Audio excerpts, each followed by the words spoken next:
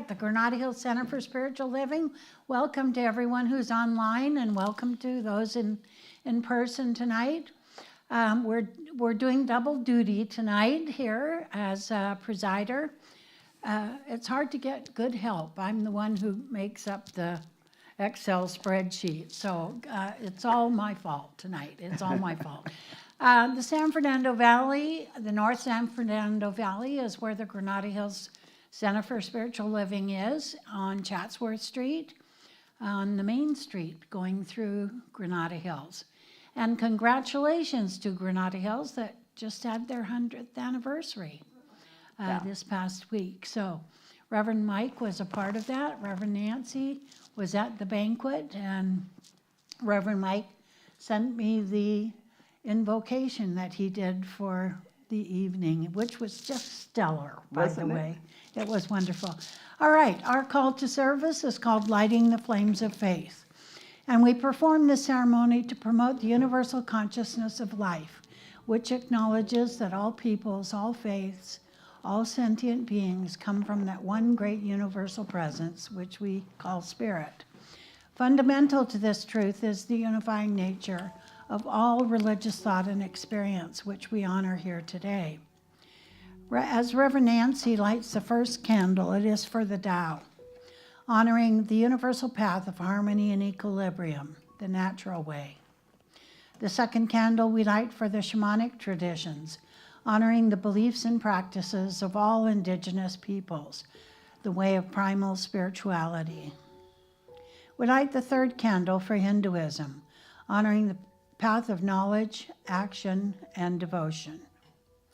We light the fourth candle for Judaism, honoring the ethical path of living by sacred law. We light the fifth candle for all forms of Buddhism, honoring the Four Noble Truths and the path of compassion. We light the sixth candle for all forms of Christianity, honoring the Christ consciousness as the path of love. We light the seventh candle for all forms of Islam, honoring the path of submission to the will of God as the highest calling. We light the eighth candle for the universalistic religion of Baha'i, honoring the path of unity and peace. We light the ninth candle for all forms of New Thought, honoring the metaphysical path of mental healing through the practice of universal spiritual principles. We light the 10th candle for all those who are as yet unaware of the power and presence of Spirit in their lives and the space that we hold for them at this center and in our hearts. And as Reverend Nancy lights the healing candle, please put silently into the light the names of anyone you wish to have experienced the healing flame of God's eternal love. I'm thankful, so grateful. I'm one with the Spirit all around me. I'm thankful, so grateful. I trust in God. I surrender. I surrender. I'm one with the Spirit all around me. I surrender. I surrender. I trust in God.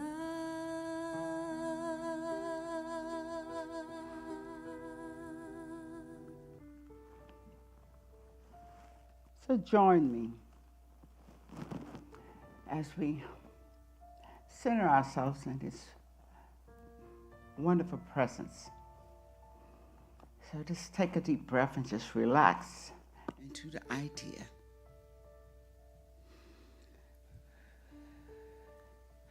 Knowing that we are truly grateful to know and understand that there is but one power, one divine presence, all-knowing, loving, and beautiful.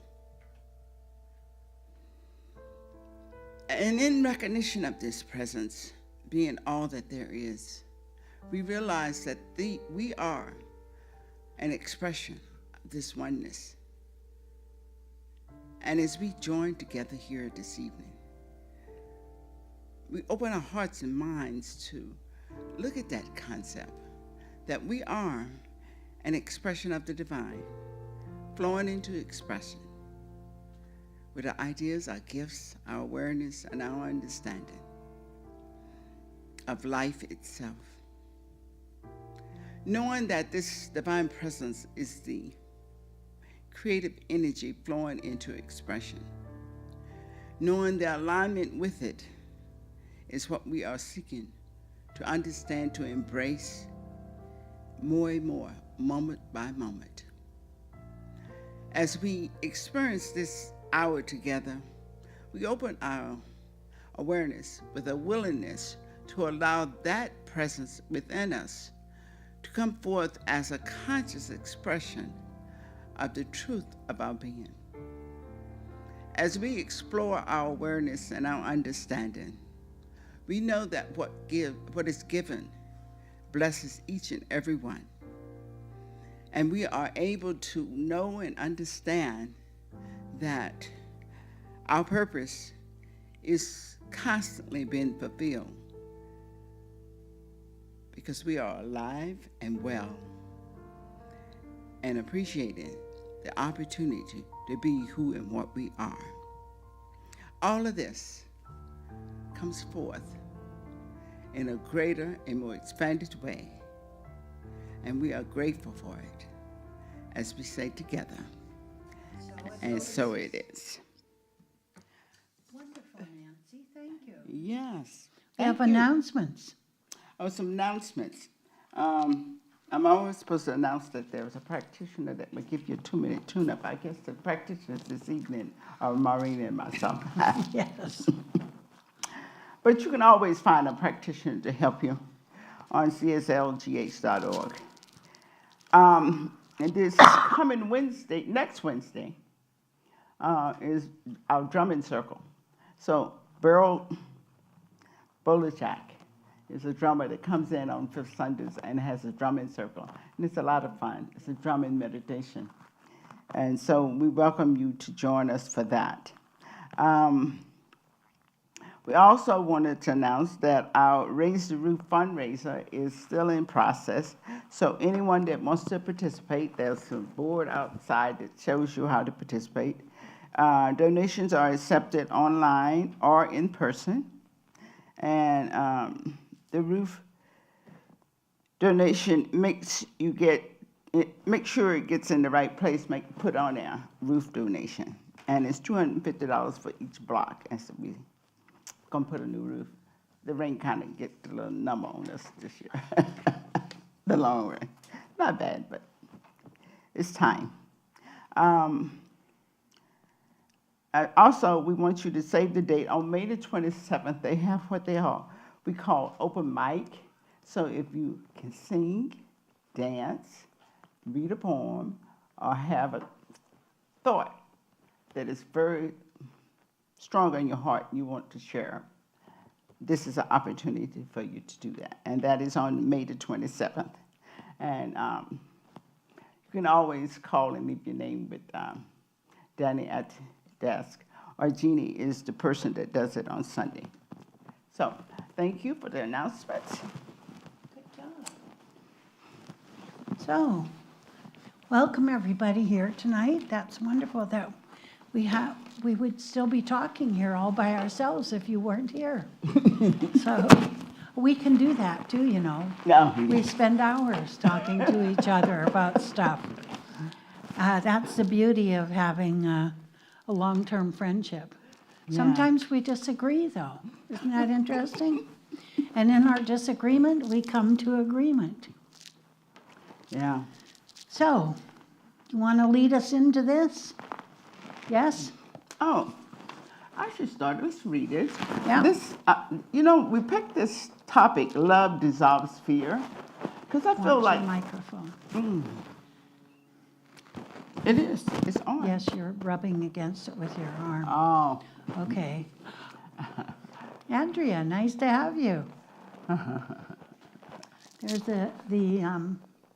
the reading for tonight is right there. Love dissolves fear. And I particularly like this topic because I think that is a component of life that all of us are kind of feel like we need more of. And one of the places that love starts is within our own selves. So I felt that this would be good for us to start, because the more people that are immersed in knowing how to love themselves, the greater the universe, I think, is, because it demonstrates to the next person the freedom that it offers. Mm-hmm. So, Rachel, you want to read that first paragraph? Page 331 of Living the Science of Mind. Love dissolves fear. To understand that love overcomes both hate and fear is one of the chief requisites of a scientific mental practitioner.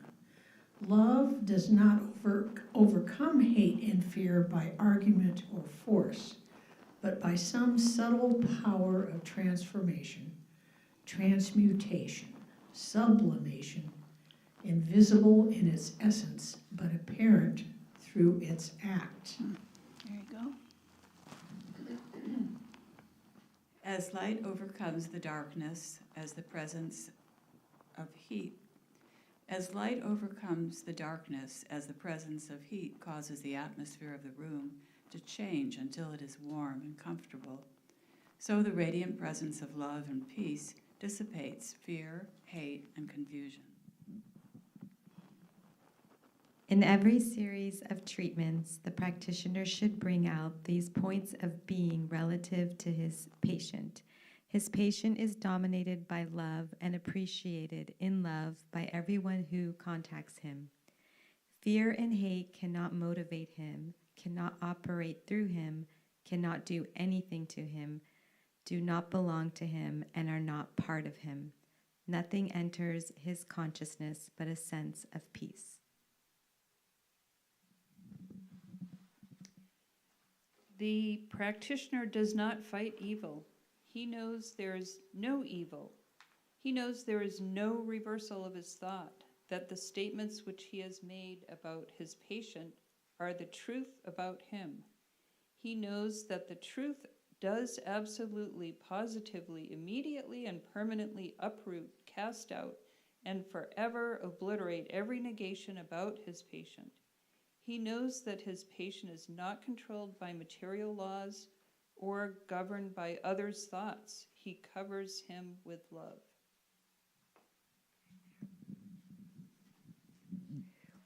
Love is the victor in every case.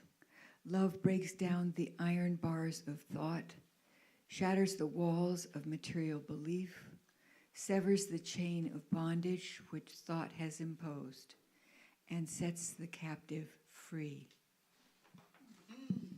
I love what it says here. One of the things I wanted to point out that here, the practitioner is, all of us are practitioners. So how we utilize this is we practicing this philosophy. So this is not necessarily just from somebody that's licensed or a minister. This is for all of us that we are living. And we are living this philosophy, we are living this truth, living the power of love. It's kind of like how we are embracing it.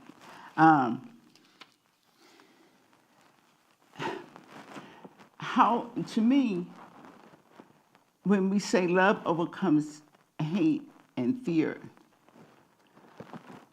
I think it's become more apparent to me when I figured out it wasn't about how I live out there, it's how I love this person that I live with every day. That's when it becomes more apparent of how powerful it is. And overcoming most of my life, that habit of being my own worst critic, and it's usually based on the past, which with love, you letting go. I feel like I'm letting go of that past and not judging and evaluating myself from that. And evaluate myself more from the idea that I am a creation of the divine. And I have been gifted with the ability to shift this. So that's the journey it seems like I'm on, is learning how to truly embrace it. A lot of times I feel like I do love myself. There are moments that I go back into the past. Anybody else that this hit as a very significant factor? So would you all agree that maybe hate and fear are synonymous? That fear is about hate. Hate is about fear.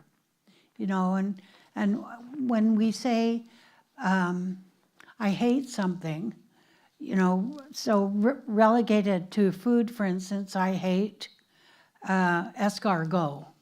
You know, I've never eaten escargot. Just the idea of that bucket of slugs that my dad used to pull off the garden to get them away from the vegetables that we were planted.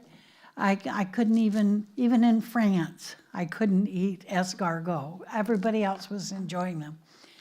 But the thing about love and hate, they're the opposites.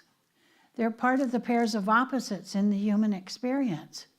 And we sometimes may not give voice to the things that we don't like. But hate is such a strong feeling.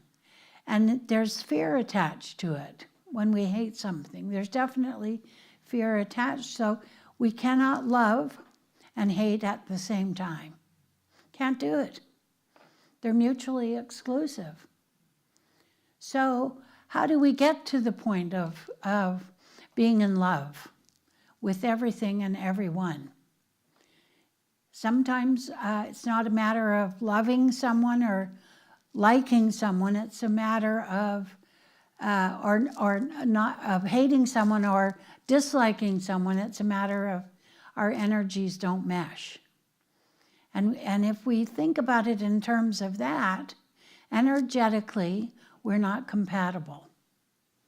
And that frees us up to have an idea of why some people can irritate us to the point where, you know, as a 3-year-old, my son would do the most horrendous things, but I couldn't punish him because he had no conscience about what he was doing. And I didn't stop loving him because he was naughty and getting into mischief. I disliked his behavior, but I would never call him a bad boy. I never called my daughter a bad girl either, because they grow up believing that. That's deeply rooted in the subconscious. So we all have to define love and hate in our own minds. And the more we are in love and the more we practice love, the less hate comes up for us. Because it's subjective, isn't it? It's totally subjective. You can't say you love chocolate chip cookies because you can't love something that's inanimate. I enjoy chocolate chip cookies, but I hate chocolate chip cookies would not be reasonable either. So there. Now, how does that resonate? Marie Curie said, "There's nothing to be feared, only understood." Yeah. And for me, when I think of hate, in his book on anger, Thich Nhat Hanh describes a raft of Vietnamese refugees that were coming, trying to escape, and it was overloaded. And then it was attacked by pirates. And one of the people on board was a 14-year-old girl who was raped by the pirates and thrown overboard. And yes, we should have compassion for that 14-year-old girl. But for the pirate, we should have compassion. What would have occurred in a man's life to make him behave like that? And how tragic and hurtful that is. And one of the things Dr. Mark at North Hollywood Church used to say is there are people that are easy to love, and it's the ones that are hard to love that need it the most. Yeah. So the interesting part about what you just said, Ernest Holmes said that when we have as much compassion for the murderer as the one murdered, we will have arrived spiritually. You know, one of the journeys that I've found most myself is learning to love the individual is one thing. Accepting and rejecting behavior is a whole different thing. Yeah. So it really put a lot of things in perspective for me. I don't necessarily, I say discernment. I don't necessarily have to accept certain behavior, but I do feel like if it's a being, there's a need for me to be in, to feel the love that's there. I think that's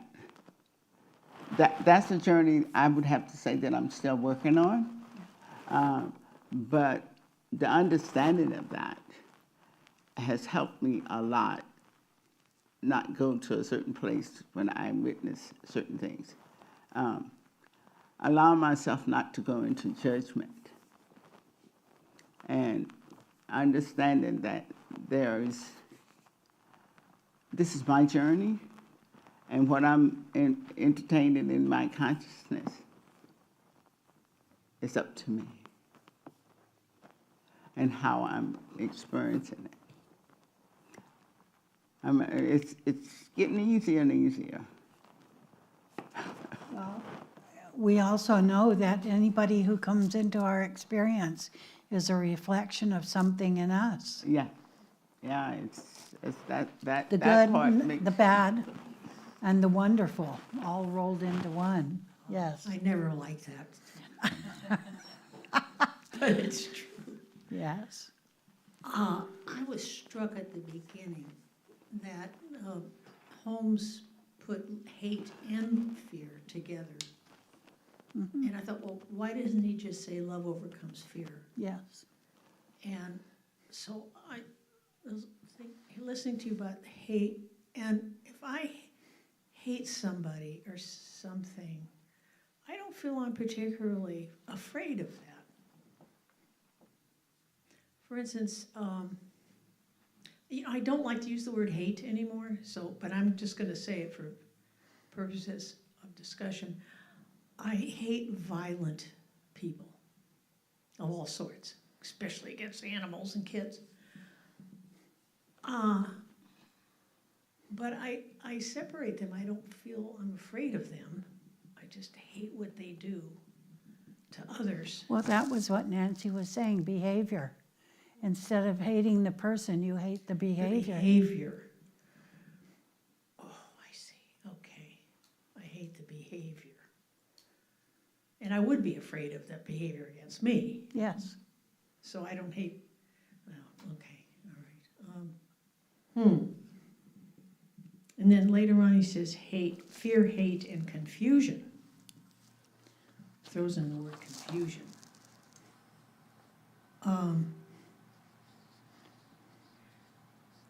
When do you think the confusion comes about? That's the question. When you have someone in your life who exhibits loving behavior and all of a sudden exhibits hateful behavior, that's where the confusion comes in. Unexpected. Unexpected, kind of yes. behavior. Yes. Yeah. Yeah. What do you do there? Well, first of all, if you're a child, you very often take that as though I've done something wrong. before the age of conscience, a child only responds according to the primary caregiver's behavior, okay? If the primary caregiver is happy with the child is happy. But if the primary caregiver is angry with the child, then the child is upset in some form or another. But yeah, the confusion is when someone behaves differently than what's expected. And that's where we have to decide whether or not this is going to be the only thing you remember about this person, or if you can reconcile it within yourself or ask somebody about it. Okay, so further down it says, he knows that the truth does absolutely, positively, immediately, and permanently uproot and cast out this negation about his patient. So he knows that truth does that uproot that. So what is the truth? T with a capital T. T with a capital T. God is all there is. Oh, so truth is God. Truth Yeah. is the Spirit. Yes. Okay, so I have to align myself with Spirit every time. When I Yes. get off and hate or fearful, I'm not in alignment with Spirit. Yeah. Truth. I When, think that It's so sorry, simple, when we but it's become not the easy. observer of the experience, I'm sorry? when we become the observer of the experience, the observer is never in any way, shape, or form compromised by the experience. So there's a part of us, in us, Spirit in us, that is the observer of what's going on. If we can revert to that in moments of stress, and I'm not saying I do that all the time, but it's a possibility. When my daughter's godmother used to say that she had depression, and she used to say, I'm depressed. And I said, well, is the observer of the depression depressed? And she goes, well, no. As though that were a logical conclusion, and it is. The observer is never depressed. The observer is never compromised. The observer is pure love. Sorry. I think, to me, this is an individual journey, but it's a journey with everybody else, and the management. And listen, this is my stage right now, stage of awareness, and it keeps changing. When you talk about the other person, I think that one of the things I begin to notice is that when I resist it and object to it, I'm giving it just as much energy as the person that is doing it. Yeah. So my energy is part of this creative process. And this is why this idea of pulling this back and deciding where my energy is going to be. And if I'm not feeding the energy, would it still be there? That's the question that I have to ask myself. And whether my energy is agreeing with it, embracing it, or rejecting it, it's getting as much energy. I think that it tickles me when I see people talking about, I don't like this politician, I don't like this person, I don't like the way they doing this. Look at all the energy being fed. And a lot of times that person doesn't have to do anything to publicize his view. The person that's angry and resisting it is doing all of that. So to me, this is about ourselves, our individual selves. How we journey, what's our journey in this experience of life, and how we are managing it. How much energy am I pouring towards what it is? Yeah. There was, when you talk about stories, the monk was asked, one monk saw a lion on a cliff, and he said the line was going to stop, so put himself down there for the line to eat. So when the monk was asked about this process, and he said, well, if you have your consciousness in the right place, you won't come across a line down there. So it's this consciousness that is where the work is to be done. To me. I see that. I mean, it's really making it more clear that I've been practicing a lot this last year of not reacting, but just like observing of what's going on. And it's really helping me, come from spirit and just, this is happening and I don't have, you're right. If I get involved in any way, then I become part of that, right? I'm pulled out of spirit if I react to something happening right in front of me. So, When we can step back and observe someone's behavior, yeah. and the thought process goes something like this: wow, isn't that an interesting demonstration of God in action? And that is being the observer, but not really having an opinion about, though certain people don't behave like that all the time.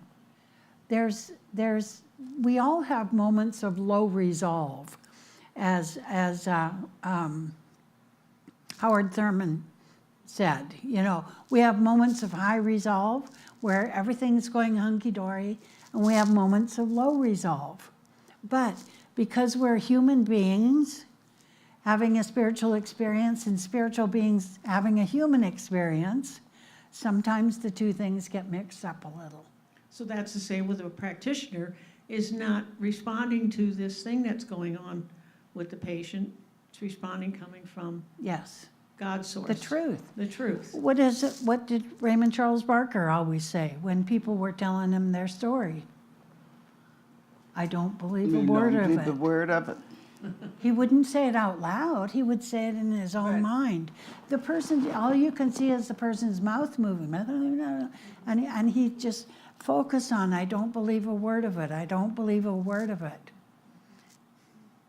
And of course, what happens is the healing comes from within that person, because there's no one identifying with the problem. There is only open space, if you will. Interesting, huh? I have lots of thoughts. I hope I can make sense.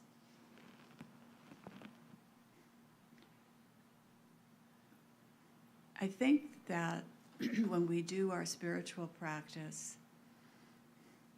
we are developing a skill so that we can more and more become the observer and not get sucked in. And I'm always, I pat myself on the back when I go, you're getting sucked in. Bonnie, you're getting sucked into this. Rather than saying, I don't believe a word of this, I'm like, oh, please let me help you dig the hole. There was a gal in program who was talking, and she was saying, I don't fear those people. I don't hate them. And she was talking about people who had done her wrong. And she says, I don't fear and hate people. What I fear is what happens to me, how I react, where I end up going. That's where the real pain is. It's not what you're doing out there.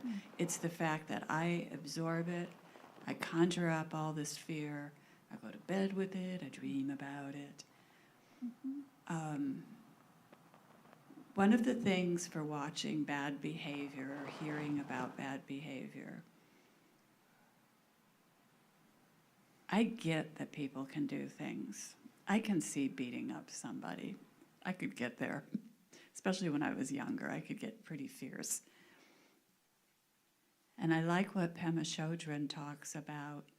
When you see people doing things, it's unskilled. They're just doing unskilled behavior. They don't have the skills. And she also uses the phrase, that's skillful to approach it that way. That's a really that is so helpful for me to just use that phrase, skilled and unskilled. And also, how many tools does the person have to deal with? My mom was one of those people who was very volatile. She was different from day to day and hour to hour, and it was not good for me. And I have come to believe she's very unskilled. She cannot check herself. She's past now. She just didn't know what to do with herself. She just would flame out. And she was unskilled. And I remember talking about moms with a group here.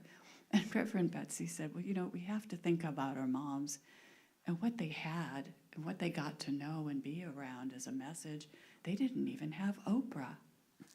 I mean, we're living in a time where a lot of people have a lot of stuff in their toolbox. You know, we hear a lot of things. And I think that we're so blessed here because we're honing these abilities to just be the observer. It's very tiring sometimes. But worth it. But worth it in the end. It's worth it for me, and I have come to believe that what I have done over my years that I've lived is stepped beyond what was in my family. That way of thinking, those beliefs, the unskillful things that were done. I'm not perfect, but I've worked really hard to go beyond that.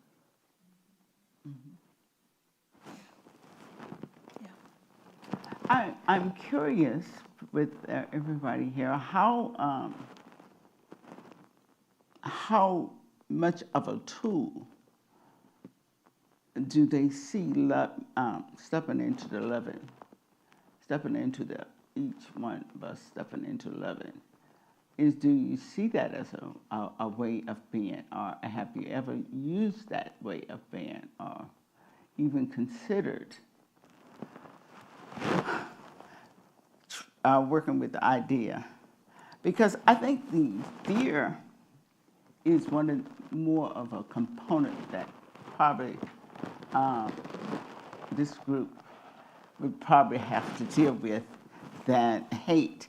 Because I know everybody is a few, and I don't think just looking at you, I can say that almost, that it isn't this concept of hate as much as, do we have this issue of fear? Or do we have the issue of being more loving? So fear can be identified as futurizing. What if? What if? What if? Stephen King said, the idea of what if is only valuable to people who write spy novels. You know, they have to go to the what if place to write a spy novel. But what if is, I hear a lot, what if this happens? You know, we spend our present moments in turmoil because we're futurizing. Something that hasn't happened may never happen. What's his name? Oh gosh. See, I start to quote somebody and I can't think of their name for a second. Famous storyteller, poet, said, I worried about 1,000 things in my life that never came to pass. Was it Mark Twain? Mark Twain, thank you so much, yes. That's what happens when you get of a certain age. Sometimes things get past us. But Nancy, in speaking to the idea, I very rarely hate anything, but I do have periodic moments of fear of the future. And not so much for myself, because I've lived a good life, but I think about my children and my granddaughter, and I think about, you know, the young people coming up through the ranks. You know, what do they think about what's going on in the world, not just in our community or in the world? And Ernest is saying, love is the victor in every case. That's the last part of the paragraph. You know, Basically, why I was asking that question, is that a component for if, do the rest of y'all feel like love is a component that we are seeking to grasp more of? Do you think that, are you living in any kind of fear? I think the fear for the people that I've worked with seems to be the more fear of being rejected, not being good enough, not being successful, not being, you know, that type of fear has been a component more so than I mean, the world issues are the world issues, but the people, to me, that's going to resolve the issues are people like this. Y'all are the kind of people that is going to resolve it, because these are the people that are going to bring the love into the world. People like yourself, like us, what we all discussing and working with, how much of it are we utilizing to cancel out those historical fears, historical thinking, judgmental evaluations, being sufficient, and those kind of things. How much of it? Because I think that's the main tool that we would utilize love in our lives for. I was reading an article recently where it said this is what the generation coming up that are birthing children is the last generation of unskilled parents. And I thought, isn't that interesting? Because Pema Chodron talking about that, it's a very Buddhist concept, skilled, unskilled.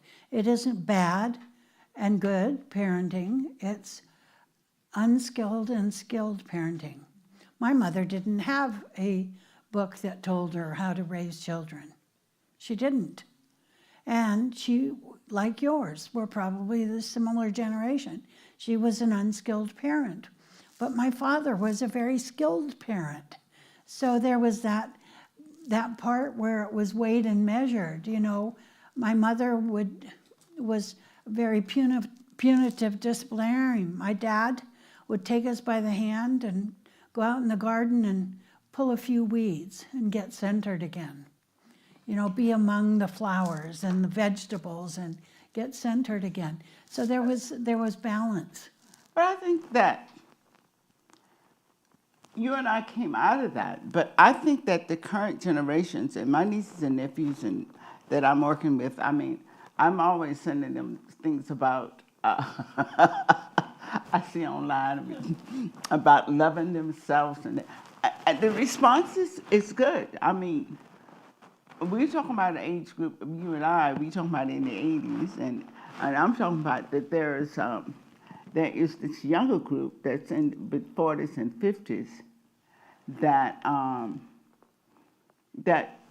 this has been introduced to these new concepts. Yeah. The thinking that I am seeing been on YouTube, and we were discussing that at the conference, there are more people than ever talking about the power within us, the ability to change our experience without change our thinking. And even the physicists are looking at the idea of the power of our consciousness. So the people that are living it, I don't know if you ever heard of the group, there's a group called the Time of the Sixth Sun. And their whole concept is that there is that love component, and that instead of throwing our seniors away, we need to utilize them to teach the younger people how to socialize and how to offer love and comfort to others. And that is where, instead of us just dishing people because they're older, but each group has a role to play to bring this Mother Earth back to a balance. And one of the things is to share that love that is in each one of us and become more aware of it. I really feel like things are changing. I don't feel like we're going. I'm not as worried about. I think people like your baby Sydney. Yeah, they're not going down this road we're going. And if we can be a part of that by being the love roles that they see. I think it's changing. I really feel like the world is changing. There's more people talking about love and what it can do. I mean, it's not just the churches, and it's not just the psychologists. It's the scientists. It's the whole world is. We got people all over of all walks of life. The shamans, and they're all talking about this component of love. Yeah. Neil deGrasse Tyson was on Stephen Colbert last night. I don't watch it at midnight. I tape it and watch it in the morning when I get up. And it was just wonderful to listen to him talk about the very thing you're talking about right now. And to see that, you know, there's so much more than just our mundane, everyday, been there, done that life, you know, and watching the younger people. I just have such a respect for my granddaughter, for my son, for my daughter. I mean, when I see young people my granddaughter's age, she's 21 and a half, she just had her half birthday, and I think about the world's going to be fine, you know, with these young people, the way they are. My granddaughter's on an investigation of her own spirituality. She was raised in the science of mind. And Easter dinner, we had a family dinner, including my son's almost fiance. And Sydney announced that she had taken communion that morning at Hillcrest Christian Church.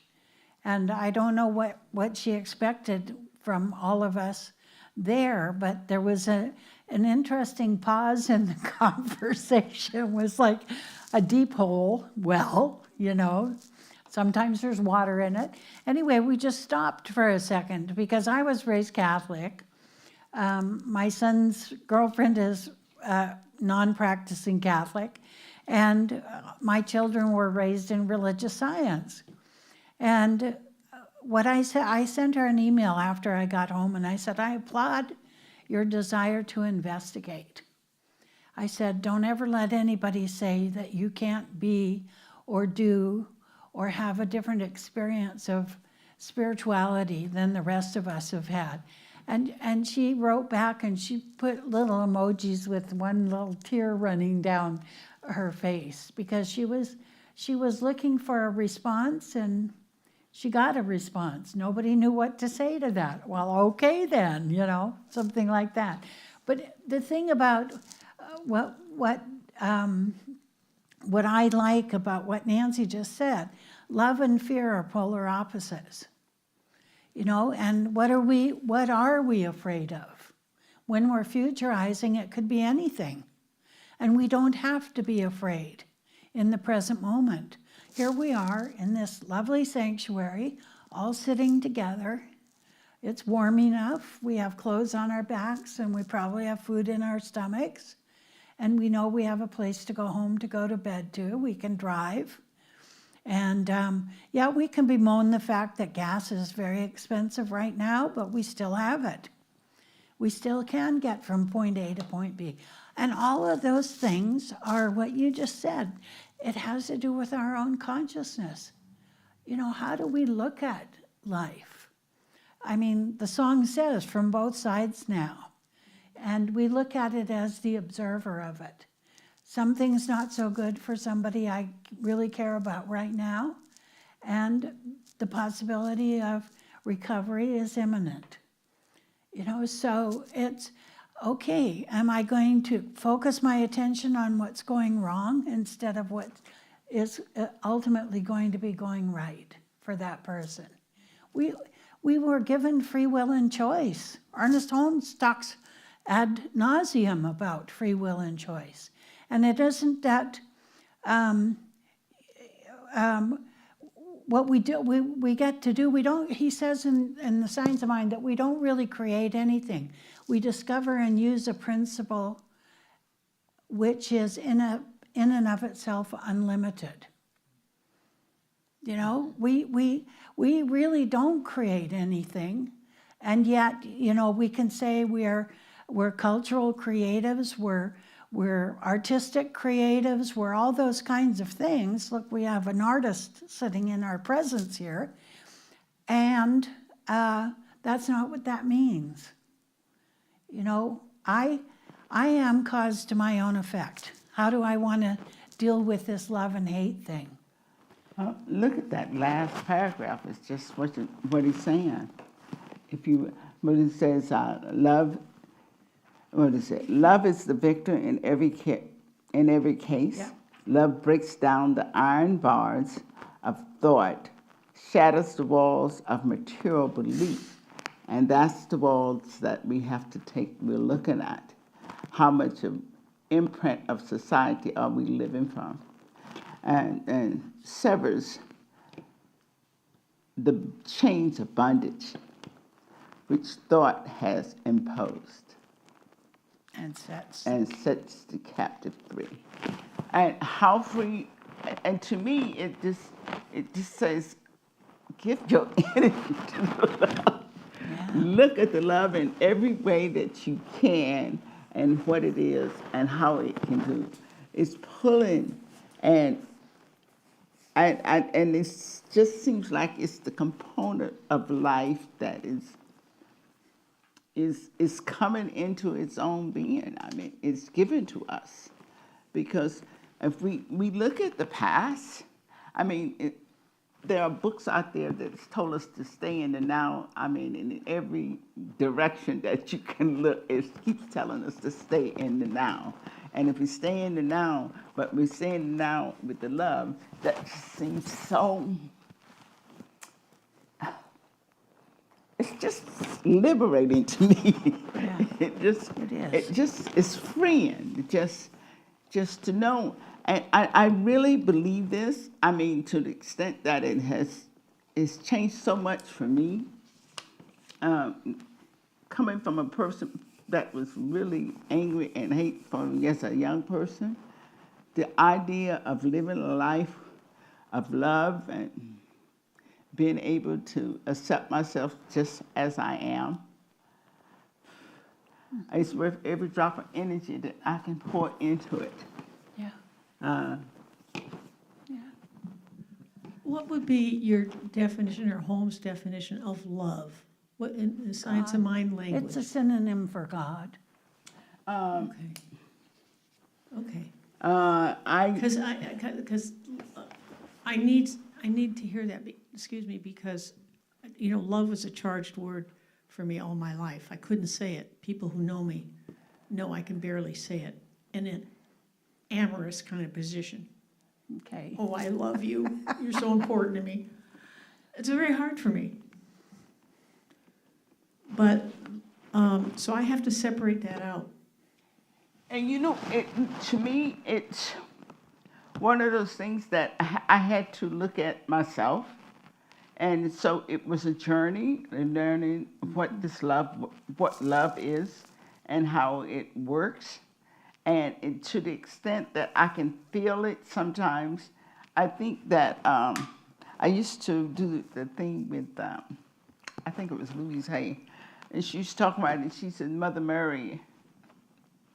And so she said, when you get upset, I would take, let Mother Mary pick you up and hold you and love you like a mother would love. The John Lennon's.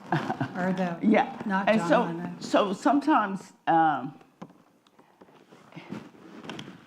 me, Jane, it is not just, I know there are a lot of technical definitions, But it's, to me, it's that sense of being where I'm able to accept and embrace the opportunity to be alive and to know the truth of being, that the wonder of being able to create, that I'm the author of my life experience, and that I can feel the joy and appreciation of being alive. You're doing nuts to the microphone.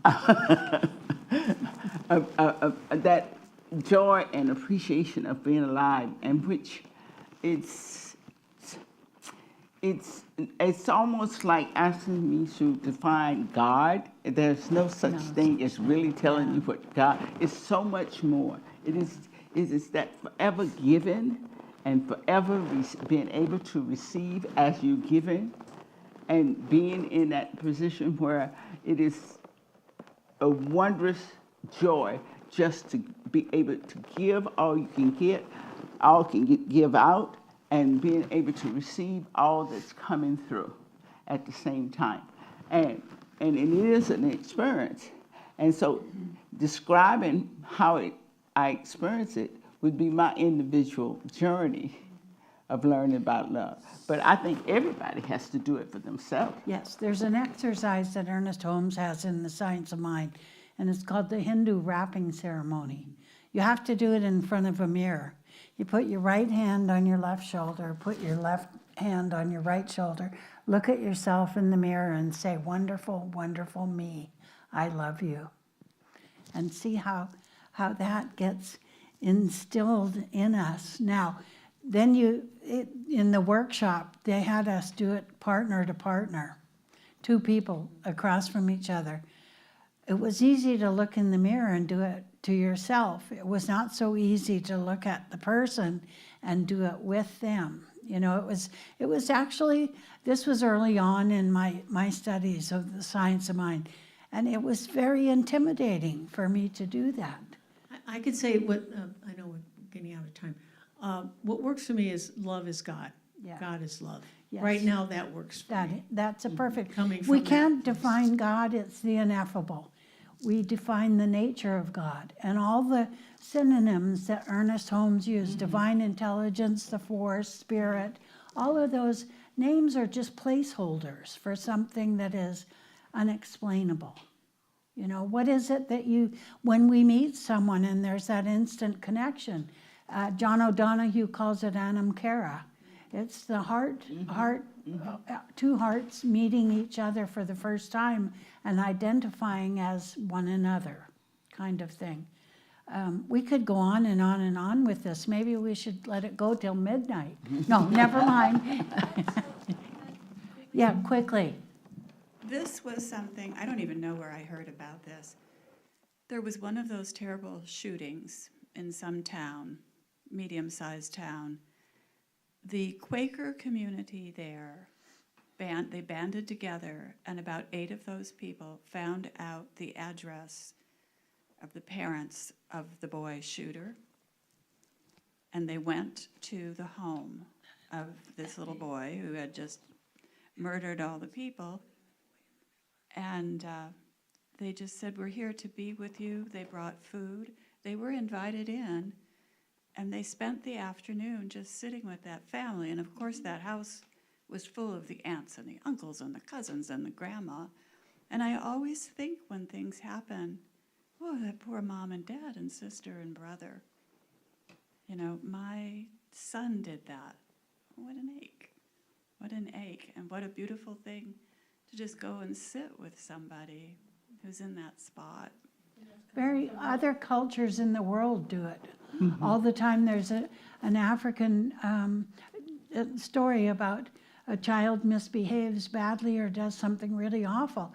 They don't punish the child. They bring the child into the circle of love and have the child sit in the middle, and everybody goes around the circle telling the child what a wonderful child they are and how they're a part of the community. And I mean, when I read this in a book that somebody had given me, and I sat there crying through the whole thing. You know, how many of us would be better adults for having had that experience as a child? You know, instead of saying you're a bad boy, bad girl again, your behavior is unacceptable. And yeah. All right, our time is up.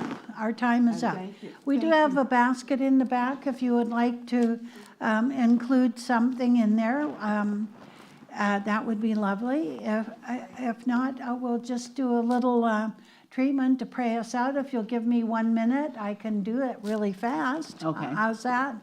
All right, if you'll go within for just a moment and know that this time together has been fruitful. Spirit has identified itself by means of each of us in this room. No matter if you've spoken or said anything, there is always information that needs to be processed in a way that we can understand. And that is, first and foremost, to be understood. And so I know for each one of us that we move through the rest of this evening. If we've traveled by car, we return home in safety and in good order. I know that we are blessed by the presence of one another. We are blessed by the teachings of Ernest Holmes. We are blessed by this beautiful sanctuary, and our time together is good and very good. So I release my word to the law, knowing it is accepted and done right and perfect in every way, as we say together, and so it is. Thank you, everybody, for being here. Thank you all And for it's nice to see Jennifer. Nice to meet Cynthia. Rosalie came in a little bit. And Andrea. See, I have to remember which Andrea you are. Yes, we have 3 of them at the church. So everybody pronounces it a little differently. Yeah, we do. Thank you And all thank for you. being here. Thank you. Thank you.